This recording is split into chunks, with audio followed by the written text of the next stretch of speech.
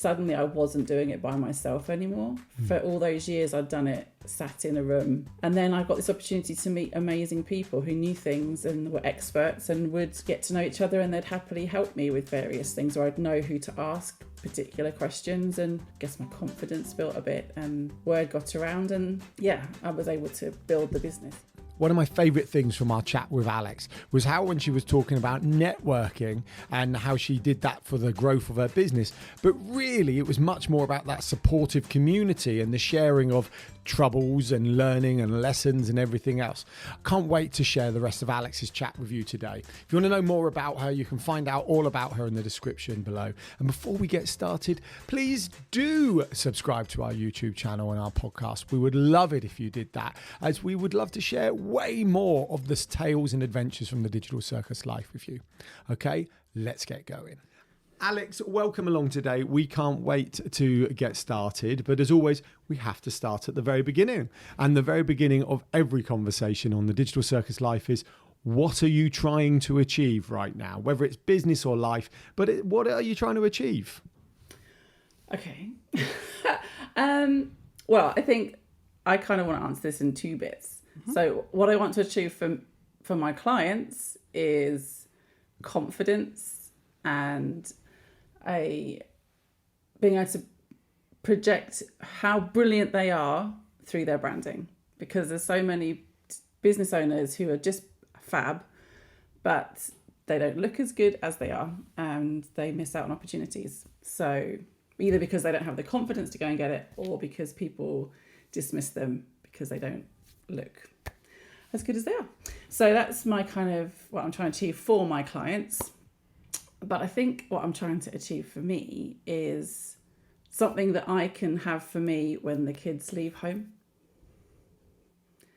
I didn't initially start it for that reason, but I found that when I started my business, I then had my first child, and I kind of lost myself as a brand new mum. That's all I had. That's all I was. That's all I saw myself as. And when I started back to work, it was like my sanity. I could talk to people about things that wasn't just babies and sleeping and nappies, and it gave me something to do for me. I could use my brain differently. So I don't want to lose my identity when the kids leave home. So I wanted to do something that I can build up when they're gone a bit more. Absolutely. I totally 100% empathise with that, and that's such a strong thing, because again, you have 4 children, we have 3, and I do find that in that never-ending abyss of no sleep, doing stuff for other people, making sure everyone else is happy, making sure they get, even like in our pre-conversation before this interview, getting the kids ready for school, dealing with their concerns, all of that, you give so much of yourself that actually it is so easy to slip into that, but who am I? And trying to grasp onto that. And someone asked me the other day, what are your hobbies? And I went, I don't really know. So I can't answer that question either, honestly. Did you have hobbies before kids? Well, I think I must have had hobbies before kids, but I genuinely can't remember. It's so different. Your identity is so, you were born in this world by yourself, and you'll end in this world by yourself. But it's that, I know. How sad. I know, but it's like right. you start with your identity. So why is it that we feel that we lose it when you're just sharing the team of your family? It is tough. I remember really distinctly one day hanging out my laundry, and I was thinking about getting packed for a summer holiday. We were going away, no fancy. And I realised that everything I owned was black. Everything. And I kind of had a uniform when I was a designer back in working in agencies. It was typically, most people wore black. It's just kind of this, at least it was at the time, it's unofficial uniform. We all wore black. But I would always wear it with like a super fun, bright cardigan and matching tights, or something that was like, just had a bit of personality. And I'd lost all of that. Everything I had was grey and black. And I think I felt like I was just kind of blending in, like go to the playground, blend in. I wasn't the mum that wanted to be seen in the morning. I just wanted to blend in. And I think that was a bit of a wake-up call as well. Like, where have I gone? And isn't that interesting when you, in the line of work that you do, your sole goal there is to make people show up and stand out and do the thing that, exactly what you're saying you're not doing for yourself, but you do that so well for your clients. Yes, I think it's that case of the builder's house is never built or finished or whatever, isn't it? It is very true, isn't it? But I think one of the bits you were talking about with the business goal for your clients and the passion, I think a lot of small business owners have that desire to kind of, well, especially people we talk to, have that desire, that passion to help others. And has that come from anything in your past, or is that just kind of something as you get older you go, do you know what, I just want to help other people? I don't know. I guess you start to see that you've got a skill set that someone else hasn't, and you want to help them fix that. Like, possibly some part of it sometimes is born of like, oh my goodness, that could be so much better. And as you get to know people, you think this person is just incredible at what they do. And then you see that disparity of like, but no one will know that. No one will believe them. And you can tell in themselves that they don't want to go out and talk about what they do because they're dressed in black and grey. They just want to hide, or because back in the old days when we used to network more. Back in the old days, she's only like 22. Back in the old days when we used to network more predominantly in person. Do you ever get that feeling sometimes when you hand out your business card and you kind of start to think, oh, please don't look at it. Like, just take the info, but don't look at my website. That awkward. That's the part I think that people get to in their business where they just need to step up and level up. And that's what I like to help people with. See that change in their confidence, their excitement for their business. I just did a little refresh for somebody recently. I hadn't changed the logo barely at all, but we kind of played with the colour palettes and things. And she said, oh, you've helped me fall back in love with my logo. And that's what we need, isn't it? We need to be in love with our businesses, so we want to shout about it. And then that takes away some of that nervousness to put yourself out there. It really does. And I find that really funny, but I think it's funny how easy you can fall out of love with your business, but how simply you can fall back in love with it. Yeah. And I think, authenticity, the buzzwords, being authentic and all that, they are all so key. But that doesn't mean it's the I's still need to be dotted and the T's still need, I can't even talk properly. The T's still need to be crossed. And you find that kind of, there is quite a fine line between authenticity and actually just naff at times. It is tricky getting that balance right. So hold on, right? So this is me. Emily and I have been talking about this recently. I like to delve back to the start. I want to know why you're doing what you're doing now. That's the bit that really gets me. Okay. And Emily's not more interested. We just find naturally we ask the questions around what's going on now. So I need to go back to the very, very beginning. Have you always wanted to be a graphic designer? Yes and no.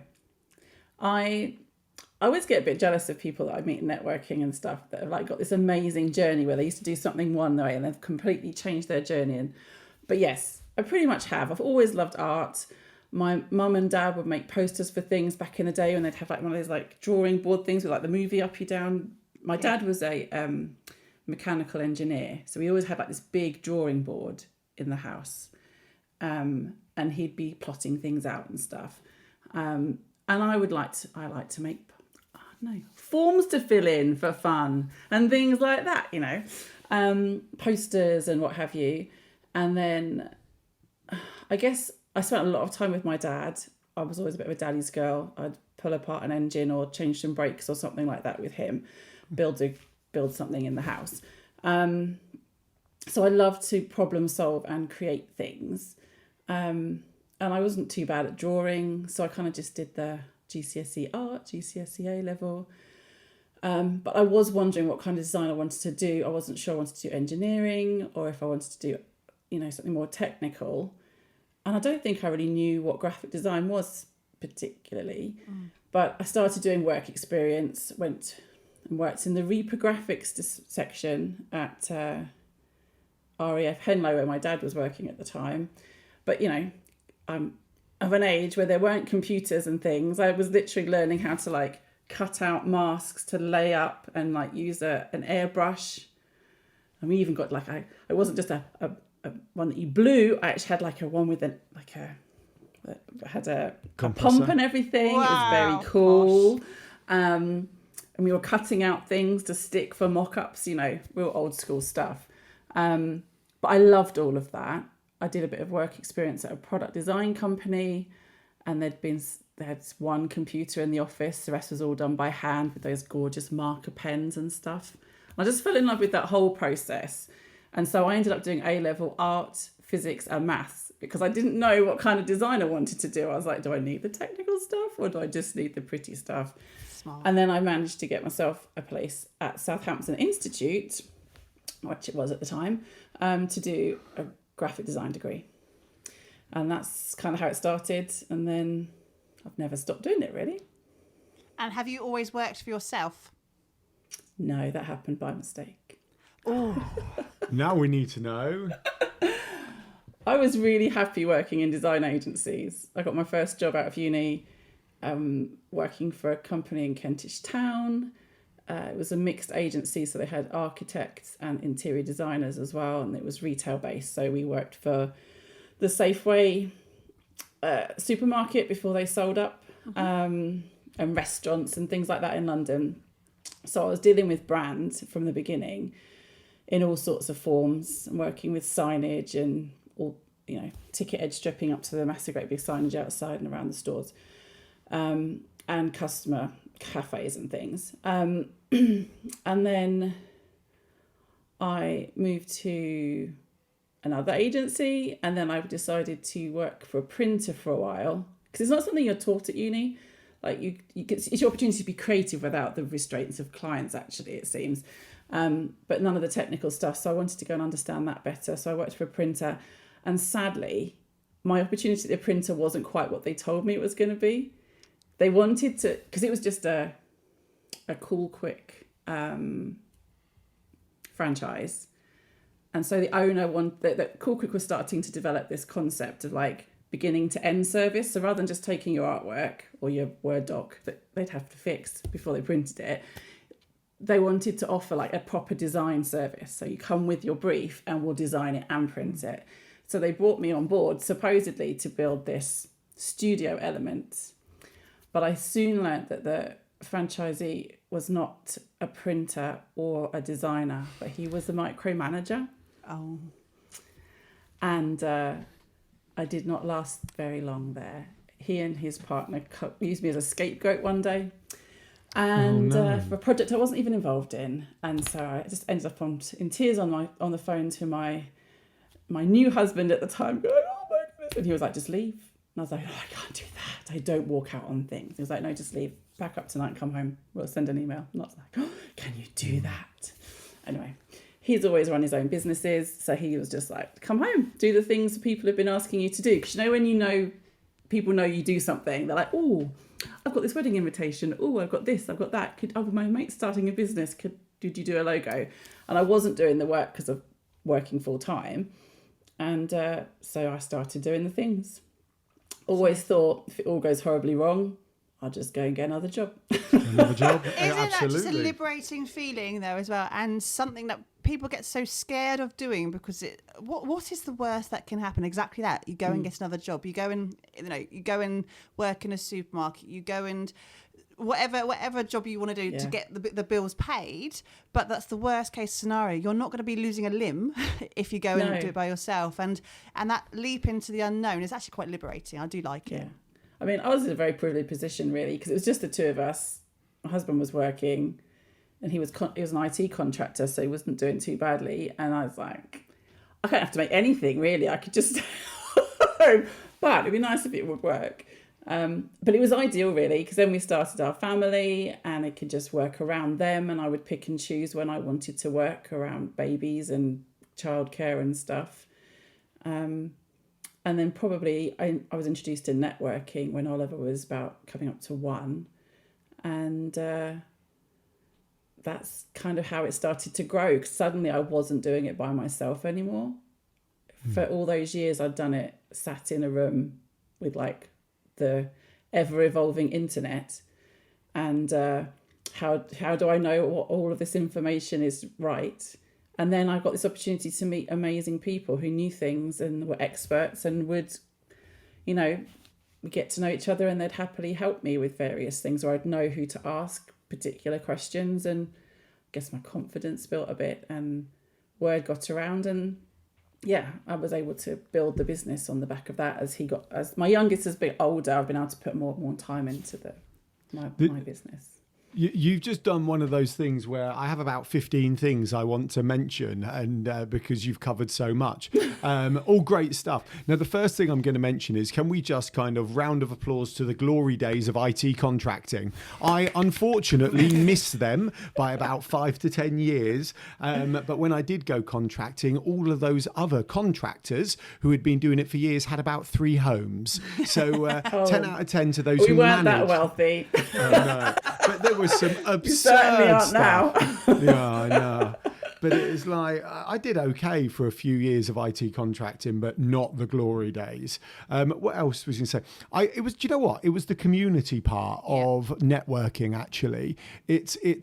I think it's massively, what word am I thinking of? Understated, understated, actually. Understated how important just that community feel is. That, and we see that with pretty much every solopreneur, freelancer we know who, let's be honest, sits at home by themselves. And we hear this in the kind of post-COVID work from home world of, it's boring sat at home by myself. Yeah. Small business owners, yes, we're still at home by ourselves, or the two of us, but actually always this community feel going on with networking.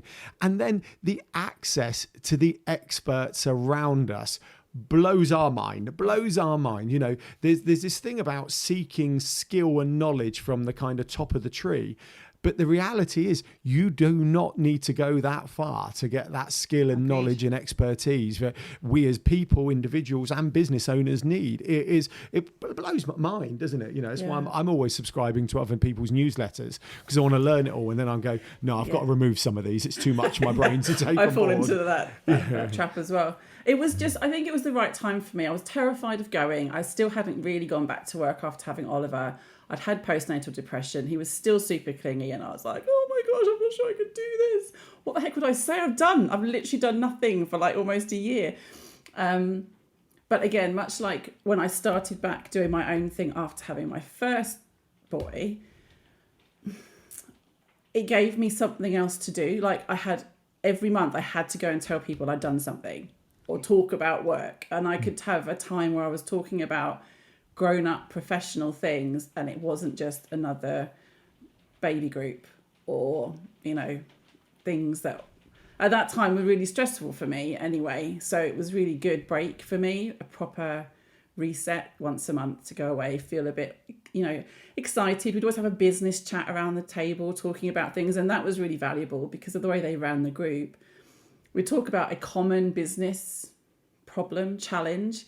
And it was quite eye-opening again, I think, because I'd sat by myself for so long thinking I was the only one that obviously couldn't figure this out.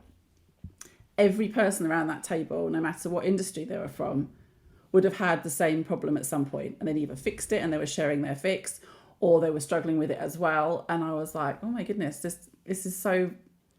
I just needed it. It was really good for me on a professional and a personal level, I think, at that point. And I've never really looked back. No. I think... But I never knew about it till someone invited me. Yeah. I think there's a lot of people don't know it's a thing. It's a strange and wonderful experience, actually, networking. And what you've just said there, and I'm talking from a mum's perspective myself as well. I was never that mum back in the early days of wanting to go to every single baby group. I never wanted to be friends by association purely because I had children the same age as our youngest at the time, and we had to go and talk. And talking nappies is not something that actually filled my cup. It was a practicality of life, right? But it's a really... But we did dabble with rewashables, and that was a nightmare. You had to look at the poo twice, and it was just too much for me. I thought about it for about Emily. Probably 3 out of the 4 children, and never quite embraced it. No, we tried. Because, we're realists. It's just your first child, you try to do everything perfectly. By the third one, we're like, oh yeah, whatever. Stuff that. But my point is actually, so we were in the thick of our first business when we had our children as well, and for me, I didn't really have a maternity leave, so to speak, because I was just too busy getting on with things as well. And, with Lydia Rose, bless her, I had her strapped to my back in an event field like about 2 weeks after she was born because we had no other choice in doing it. But it was exactly what you said in terms of network there. It was surrounding yourself with the people who get it. that was actually the saviour for us. And especially working in the events industry, we had so many other people in their various sort of supplier sort of fields who we saw on a regular basis. And it was actually just really nice to see other faces outside of our family unit, outside of the music bugs kind of space of like, oh my God, here we go again, because it just doesn't.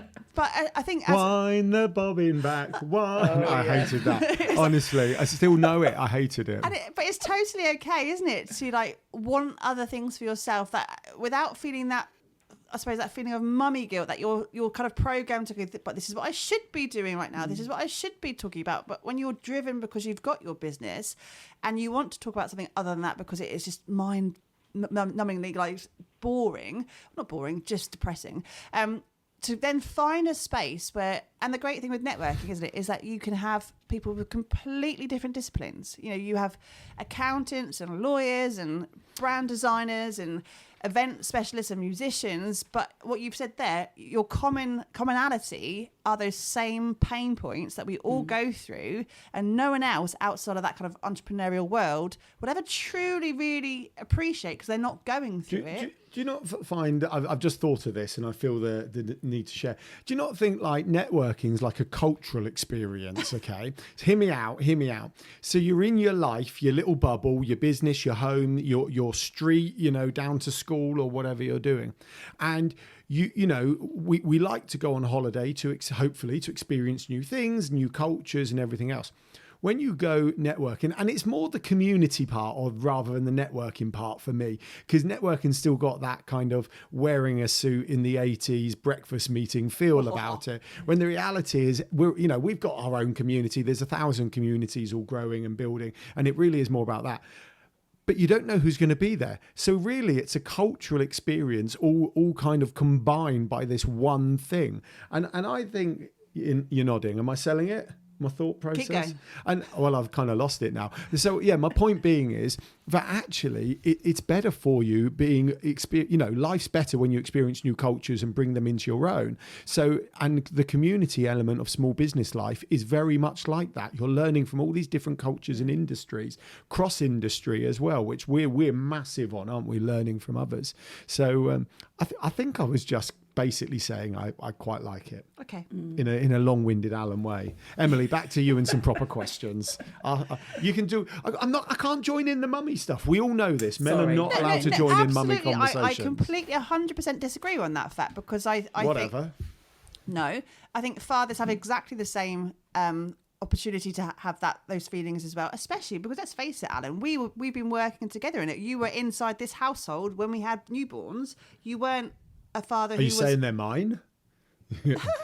Don't know where this is going. Yeah, let's go back to Alex, Emily. Running a business from the same household where you're in it, and then you're dealing with nappies and naps and trying to field inquiries and all that. You were still feeling those feelings. Yeah, that's true. But anyway, Alex, so yes, back to Alex. Has that got easier? So you've had 4 children. And with your first, obviously, you've clearly explained how you're feeling there and how networking was a good release for you to kind of be in the space with other people who get it. You've had subsequent pregnancies. Has that become easier with time, kind of stopping and starting and refinding where you're at with the business? Or has it always been quite a challenge? And do you stop and start, or do you just plough through every time? With the babies? With the business? Sorry, do you keep going with the business, or have you stopped and started it for each child? As a kind of extra question. I've never really taken an official maternity leave, because I do. If the baby allowed and things were going well, I would probably pick up some work. If somebody said, "Are you around? Can you do this?" and I would fit it around nap times or play group times and things like that as they were getting older. But there's been a pause, shall we say, but not like a definite break. So like very newborn stage, I'd have just not done anything. But as life continued and I got back into the swing of things, my biggest break was probably the last one, because of the postnatal depression. Yeah. I just wasn't functioning very well. And I had no real desire to go back to work. I didn't have any jobs coming up. There's always one I do for my very first client. I still have every year. I do their annual review. and that's always a September job. So I knew that was coming up, but he was an October baby, so that gave me a whole year to get back into the swing of things. So yeah, it's kind of ebbed and flowed, but it's never been like I've completely stopped. In fact, my biggest break was during lockdown because I could not do everything, and I had to admit that I could not do everything. And as much as I wanted to not do the kids and the homeschooling and work, I had to give up the work bit and focus on the kids and the homeschooling because I couldn't escape them. We were all stuck in the house, and I literally couldn't do everything. So I just had to, I got COVID at the beginning too, so I was on the back foot from the start. So I just finished the work I had to do and then just shut the doors until they were opened the schools again. How did that feel? Because I'm picking up now. Let's be honest, we don't know you really, really well. I think that's fair to say. But I am picking up that you're a bit of a doer. You know, you like to be doing something. Is that fair? Oh, yeah. So I have an never-ending to-do list. Well, that's very different to wanting to do, having to do, and wanting to. I'm always busy. I like to keep myself. So how did it feel closing the business for that period of time? Or was it okay because it was just I think I was just genuinely so beyond. I look back now and I probably just was in survival mode at the time. It was probably what was needed. I think if I'd tried to do everything, I'd have just broken somehow. I'm sure I probably had some form of mental breakdown if I look over it now. But I just remember standing in the hallway one day, and I think about 4 people were all saying my name at the same time. And I knew I had to write an email, and I was just like, oh. And I think that was the point. I was like, okay, something has to change. Yeah.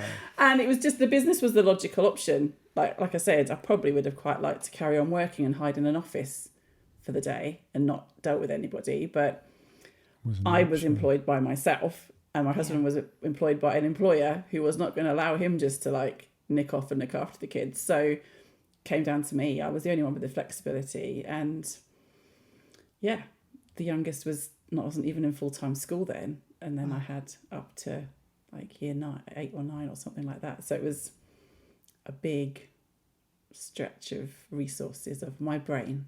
She's so calm. I couldn't do anymore. And can I explore this a bit more? I've got a couple of other questions. Is that all right? Of this kind of specific part. If you don't want to answer, it's fine. So I think I get it was all too much. I'm using that as a polite phrase. It was all too much and something had to go. And, you said you heard everyone kind of saying your name and you had to write an email.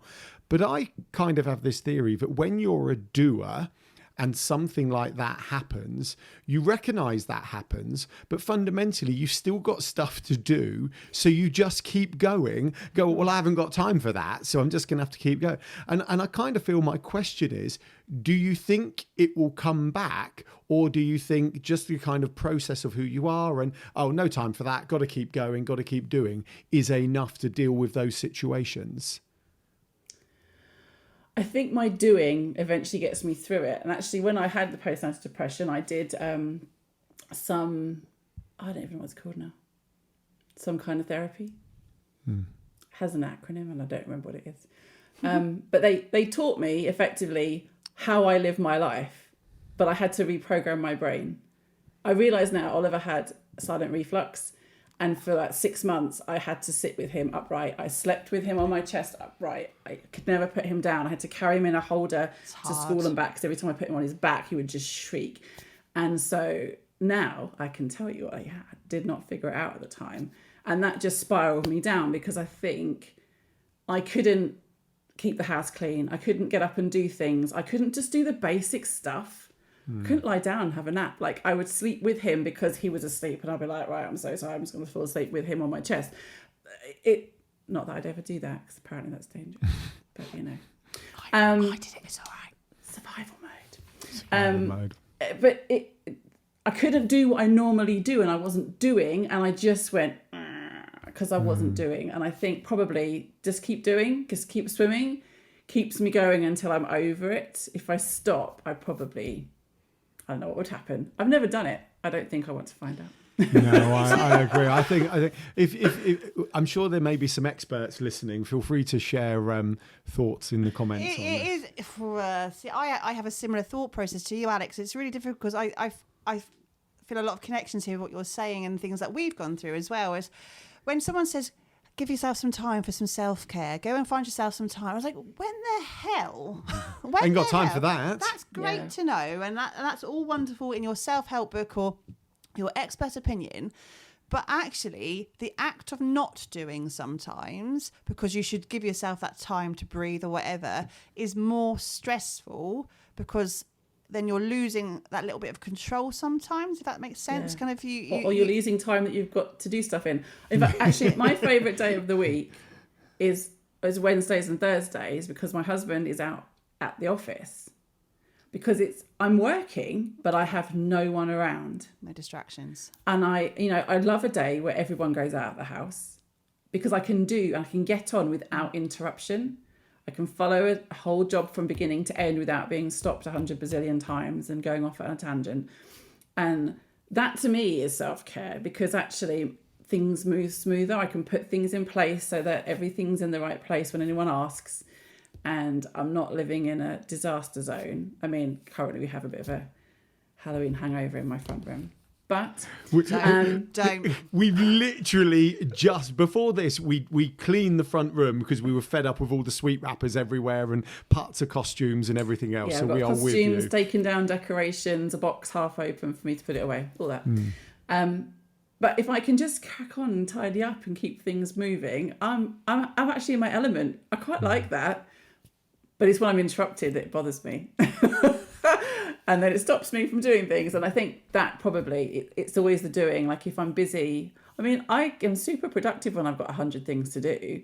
In fact, when I don't have 100 things to do, those 3 things I probably should do will never happen until I get busy again. It's one of those things, isn't it? No, totally agree with all of that. 150,000%. I'm with you on that. And again, I always think I'm a bit of a sprint finisher as well. The whole marathon versus sprint. I'm like, no, if I've got deadlines and I've got lots to do, I'll get that stuff done because there's more of a that time pressure of doing it, and that's kind of what motivates me more than having all the time in the world for one thing. Absolutely, a bit like you. It's no. Not happening. Can I ask you a question? No, we don't normally look in this direction. Okay. We want to look forward because one of the things Alex said was about wanting this for when she's out of the deep kids zone. So I just wondered, Alex, what does that look like? What does the business look like when you're out? Because I understand the identity part and the conversation part, but I just wondered if the business looks any different. I don't know. I'm and ah about this a lot, actually. Like, I don't have a big vision. I'm not here to take over the world. I've always done it. I've always done it just to keep me occupied and have that other, I guess, somewhere to do what I like to do the most. If I didn't get paid for it, I'd probably still do it for various people or I'd find some way of using that outlet.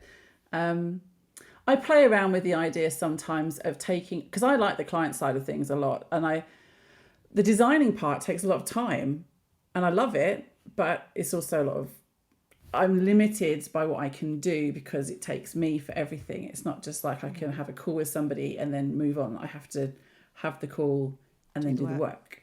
And so probably in an ideal situation, if I was ever brave enough, I would be quite tempted to take on the strategy and the client side, myself, and have a little team, however that team would be set up, I don't know, that are the doers, that are doing the design work, that I can kind of art direct and present. So there's more, I get to do more stuff with clients, more projects come in, but there's someone else doing it and I'm not limited anymore by Love that. literally amount of time. I mean, I possibly would have more time. I don't know. With no children in the house. But equally, I don't know, maybe that amazing self-care world would open up to me and I'd No. So, might even redecorate the house consistently to keep me occupied. Come over to ours, do ours as well while you're there. Love a spot of DIY. We had this conversation recently, didn't we? Yeah. Like people who do DIY because they like it. Are there people who like it? Do you like it? I love DIY. Oh, Alex, just when you think you know someone. I know. I could think of Again, I nothing think it's just me creatively doing, wallpapering a wall or making something look a bit different. Yeah. So that's different. So I'm the same. Like, I don't like maintenance, but I'm okay with making things better. So like we had a Land Rover Discovery years and years ago that used to break down once a week, and it got monotonous having to maintain it. Whereas this car, I should have not used cars, should I? Use something else. Whereas kind of having a car and making it better, absolutely love that. But I like DIY in my head is like maintaining rather than making better. No, I like the fun stuff. Yeah. I keep looking at above our television thinking, I need to put a couple of shelves up there. So that's probably my next job. I get that. I love that. Good. I like upcycling stuff and like that kind of stuff. We have a very short project where there's like one thing, but the idea of doing the whole room stuff and redecorating and potter, no. I think it comes from my dad. I've always done that kind of thing with my dad. He's of the generation where you do it yourself, right? You don't get someone in, you do it yourself. And so he taught me all those skills, and I kind of like doing it. So Fair enough. Right. In that case, let's bookend this entire conversation. Thank you so much for your time with our last question, which is, so if you could go back to your younger self and say something, She eye rolled. I know, arm round the I shoulder. don't know the answer to this question. Oh, okay. Well, in that case, I'll stop the spiel. What's your answer? Oh, I don't know what the answer is. I've seen this bit on the other videos and thought, don't know what I'd say.